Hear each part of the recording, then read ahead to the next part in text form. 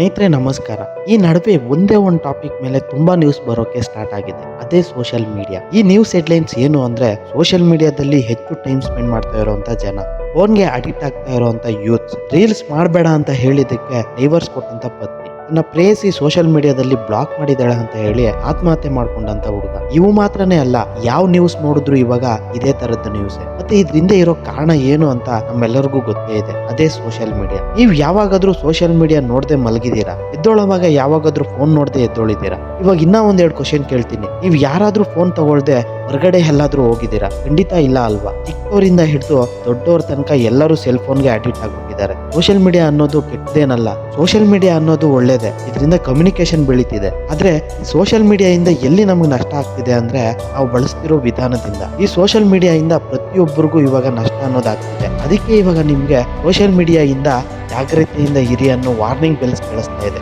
ನಾವೇನು ಅಂತ ನಿಮ್ಗೆಲ್ಲರಿಗೂ ತಿಳ್ಕೊಬೇಕು ಅಂತ ಅನಿಸ್ತಾ ಇದೆಯಾ? ಹಾಗಾದ್ರೆ ಈ ವಿಡಿಯೋ ಪೂರ್ತಿ ನೋಡಿ ನಿಮ್ಮ ಯೂಟ್ಯೂಬ್ ಚಾನಲ್ನ ಸಬ್ಸ್ಕ್ರೈಬ್ ಮಾಡ್ಕೊಳ್ಳಿ.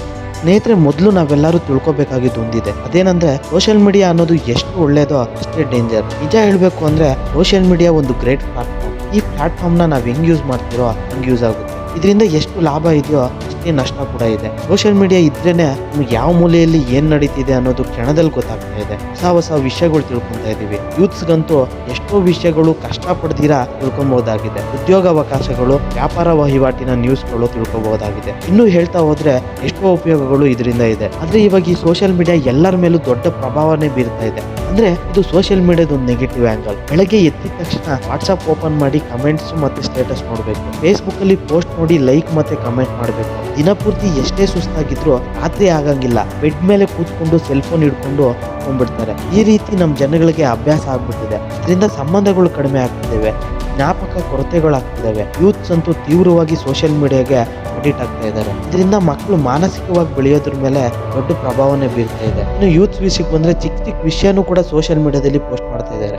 ಪ್ರತಿ ಚಿಕ್ಕ ವ್ಯಕ್ತಿ ಬಗ್ಗೆನೂ ಕೂಡ ಈ ಸೋಷಿಯಲ್ ಮೀಡಿಯಾದಲ್ಲಿ ಪೋಸ್ಟ್ ಮಾಡ್ತಾ ಇದ್ದಾರೆ. ಈ ಸೋಷಿಯಲ್ ಮೀಡಿಯಾದಿಂದ ಪರಿಚಯನೇ ಇಲ್ದಿರೋ ವ್ಯಕ್ತಿಗಳಿಗೆ ಪ್ರೀತಿ ಆಗೋದು, ಮದುವೆ ಆಗೋದು, ಕೊನೆಗೆ ಅವ್ರ ಸಂಬಂಧ ಡೈವರ್ಸ್ ಕಂಡು ಬರೋದು, ಇವೆಲ್ಲ ಈ ಸೋಷಿಯಲ್ ಮೀಡಿಯಾದಿಂದ ನಡೀತಾ ಇದೆ. ಇನ್ನು 4G ಟೆಕ್ನಾಲಜಿ ಬಂದ್ಮೇಲಂತೂ ಸೋಷಿಯಲ್ ಮೀಡಿಯಾ ಬಳಸೋದು ಜಾಸ್ತಿ ಆಗ್ಬಿಟ್ಟಿದೆ. ಇದರಿಂದ ಇವಾಗ ಮನುಷ್ಯರ ಸಂಬಂಧಗಳು ಪ್ರಮಾದದಲ್ಲೇ ಬಿದ್ದಿದಾವೆ ಅಂತ ಹೇಳ್ಬೋದು. ಯಾಕೆ ನಮ್ಮ ಜನ ಎಲ್ಲರೂ ಸೋಷಿಯಲ್ ಮೀಡಿಯಾದಲ್ಲೇ ಆಲ್ಮೋಸ್ಟ್ ಟೈಮ್ ಸ್ಪೆಂಡ್ ಮಾಡ್ತಾ ಇದ್ದಾರೆ ಅನ್ನೋದಕ್ಕೆ ಸಮಾಧಾನ, ಸೋಷಿಯಲ್ ಮೀಡಿಯಾ ಅನ್ನೋದು ಸೂಪರ್ ಸ್ಪೀಡ್ ಮೀಡಿಯಾ. ಅದಕ್ಕೆ ಪ್ರತಿದಿನ ಹೊಸ ಟ್ರೆಂಡ್ ಅನ್ನೋದು ಸಿಗುತ್ತಲ್ಲ, ಅದಕ್ಕೆ ಸೋಷಿಯಲ್ ಮೀಡಿಯಾದಲ್ಲಿ ಬರೋದೆಲ್ಲ ಮನುಷ್ಯರನ್ನ ಅಟ್ರಾಕ್ಟ್ ಮಾಡೋ ತರ ಇರುತ್ತಲ್ಲ, ಅದಕ್ಕೆ. ಇದಿಷ್ಟೇ ಅಲ್ಲ, ಆಕ್ಷನ್ಗೆ ಆಕ್ಷನ್ ಕ್ಷಣದಲ್ಲೇ ಸಿಗ್ತಾ ಇದೆಯಲ್ಲ, ಅದಕ್ಕೆ. ನಮ್ ಜನ ಸೋಷಿಯಲ್ ಮೀಡಿಯಾಗೆ ಇಷ್ಟು ಅಡಿಕ್ಟ್ ಆಗ್ತಿರೋದು ಹೆಂಗೆ ಅಂದ್ರೆ, ಒಬ್ಬ ವ್ಯಕ್ತಿ ಒಂದು ಸೆಲ್ಫಿ ಫೋಟೋನ ತಗೊಂಡು ಇನ್ಸ್ಟಾಗ್ರಾಮ್ ಅಲ್ಲಿ ಪೋಸ್ಟ್ ಮಾಡ್ತಾನೆ. ಆ ಫೋಟೋಗೆ ಒಬ್ಬ ಲೈಕ್ ಮಾಡ್ತಾನೆ, ಇನ್ನೊಬ್ಬ ಅದನ್ನ ಶೇರ್ ಮಾಡ್ತಾನೆ, ಹಂಗೆ ಇನ್ನೊಬ್ಬ ಕಮೆಂಟ್ ಕೂಡ ಮಾಡ್ತಾನೆ, ಆ ಕಮೆಂಟ್ಗೆ ಇನ್ನೊಬ್ಬ ಯಾರೋ ಕಮೆಂಟ್ ಮಾಡ್ತಾನೆ. ಹಿಂಗೆ ಕ್ಷಣದಲ್ಲೇ ಆಕ್ಷನ್ಗೆ ರಿಯಾಕ್ಷನ್ ಬರ್ತಿದೆಯಲ್ಲ, ಇದರಿಂದ ನಮ್ ಜನ ಬೇಗ ಅಟ್ರಾಕ್ಟ್ ಆಗ್ತಿದ್ದಾರೆ. ಇನ್ನೊಂದ್ ಕಡೆ ನೋಡೋದಾದ್ರೆ, ಈ ಸೋಷಿಯಲ್ ಮೀಡಿಯಾದಲ್ಲಿ ಆಕ್ಟಿವ್ ಆಗಿ ಇರೋರ್ಗೆ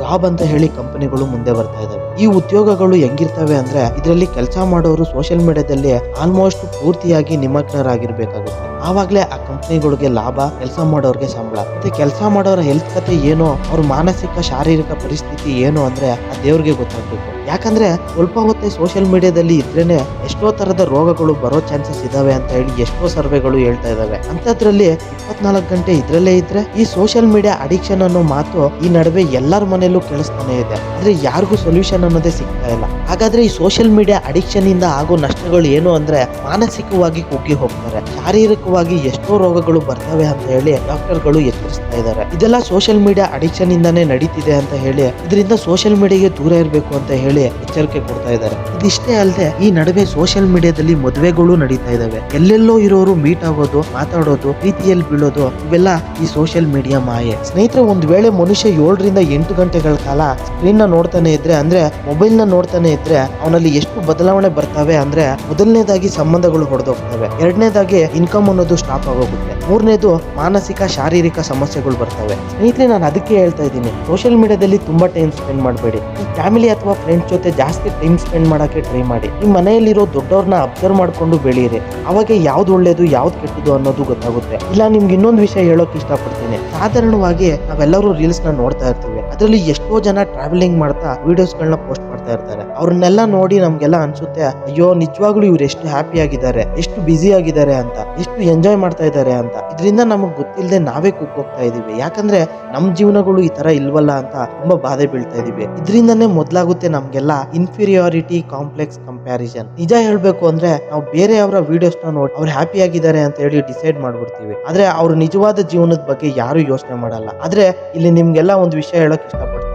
ಯಾರಾದ್ರೂ ಸೋಷಿಯಲ್ ಮೀಡಿಯಾದಲ್ಲಿ ನಗ್ತಾ ಕಾಣಿಸ್ತಾ ಇರ್ತಾರೋ ಅಂತವ್ರೆಲ್ಲ ತುಂಬಾ ಜನ ನಾವು ಸಂತೋಷವಾಗಿಲ್ಲ ಅಂತಾನೆ ಹೇಳ್ಕೊಂಡಿದ್ದಾರೆ. ಆ ನೋವ್ನ ಓವರ್ಕಮ್ ಮಾಡೋದಕ್ಕೋಸ್ಕರ ವಿಡಿಯೋಸ್ ನ ಮಾಡ್ತೀವಿ ಅಂತ ಹೇಳ್ಕೊಂಡಿದ್ದಾರೆ. ಇದು ಗೊತ್ತಿಲ್ಲದೆ ನಮ್ ಜನ ತುಂಬಾ ನೋವು ಪಡ್ತಾ ಇರ್ತಾರೆ. ಹಂಗೆ ಡಿಪ್ರೆಷನ್ಗೂ ಹೋಗ್ಬಿಡ್ತಾರೆ. ಯಾಕಂದ್ರೆ ನಮ್ ಜೀವನಗಳು ಯಾಕೆ ಹಿಂಗಿಲ್ಲ ಅಂತ ಹೇಳಿ. ಸ್ನೇಹಿತರೆ, ಒಂದು ವೇಳೆ ಇವತ್ತಿಗೂ ನೀವು ಸೋಷಿಯಲ್ ಮೀಡಿಯಾಗೆ ಅಡಿಕ್ಟ್ ಆಗಿದ್ರೆ ಅದರಿಂದ ಹೊರಗಡೆ ಬರಕ್ಕೆ ನನ್ನ ಕಡೆಯಿಂದ 5 ಟಿಪ್ಸ್ ಕೊಡ್ತೀನಿ. ಇದನ್ನ ಖಂಡಿತ ಫಾಲೋ ಮಾಡಿ. ಅವೇನಂದ್ರೆ, ನಂಬರ್ 1, ನೀವು ಮಲಗೋ ಬೆಡ್ ಹತ್ರ ನಿಮ್ ಫೋನ್ ನ ಚಾರ್ಜ್ ಹಾಕ್ಬಿಡಿ. ಯಾಕಂದ್ರೆ ನೈಟ್ ಎಲ್ಲಾ ಲೈಟ್ ಆಫ್ ಮಾಡಿ ಮಲ್ಗೋಣ ಅಂತ ಹೋಗ್ತೀರಾ, ಅಷ್ಟರಲ್ಲಿ ಅಲ್ಲೇ ಚಾರ್ಜ್ ಆಗ್ತಾ ಇರುವಂತ ಫೋನ್ ಇಂದ ಯಾವ್ದೋ ನೋಟಿಫಿಕೇಶನ್ ಬಂದ್ರೆ ಸಾಕು, ತಕ್ಷಣ ಫೋನ್ ತಗೊಂಡು ರೀಲ್ಸ್ ನೋಡ್ಬೇಕು ಅಂತ ಅನ್ಸುತ್ತೆ. ಈ ರೀಲ್ಸ್ ನೋಡೋದ್ರಿಂದ ರಾತ್ರಿ ಎಷ್ಟೊತ್ತಾಗುತ್ತೋ ಅನ್ನೋದೇ ಗೊತ್ತಾಗಲ್ಲ. ಆದ್ರೆ ಈ ಸಲ ಈ ತರ ಮಾಡ್ಬೇಡಿ. ಆದಷ್ಟು ಮೊಬೈಲ್ ನ ಸ್ವಿಚ್ ಆಫ್ ಮಾಡಿ ಮಲ್ಕೊಳ್ಳಿ. ಇಲ್ಲ ಬೇರೆ ರೂಮ್ ಅಲ್ಲಿ ಇಲ್ಲ ಹಾಲಲ್ಲಿ ದೂರವಾಗಿ ಇಡೋದಕ್ಕೆ ಟ್ರೈ ಮಾಡಿ. ಇದರಿಂದ ಚೆನ್ನಾಗಿ ನಿದ್ದೆ ಬರುತ್ತೆ. ಅದ್ರ ಮೇಲಿರೋ ಕಾನ್ಸಂಟ್ರೇಷನ್ ಹೋಗಿ ಮೆಂಟಲ್ ಡಿಸ್ಟರ್ಬೆನ್ಸ್ ಅನ್ನೋದಿರಲ್ಲ. Tip number 2, turn off all notification. ಮಲ್ಗೆ ಇರ್ತೀವಿ ಆದ್ರೆ ಪಕ್ಕದಲ್ಲಿರೋ ಫೋನು ಟಿಂಗ್ ಟಿಂಗ್ ಅಂತ ಸೌಂಡ್ ಮಾಡ್ತಾನೆ ಇರುತ್ತೆ. ಅದೇ ನೋಟಿಫಿಕೇಶನ್ ಬರುವಂತ ಸೌಂಡ್. ಇದರಿಂದ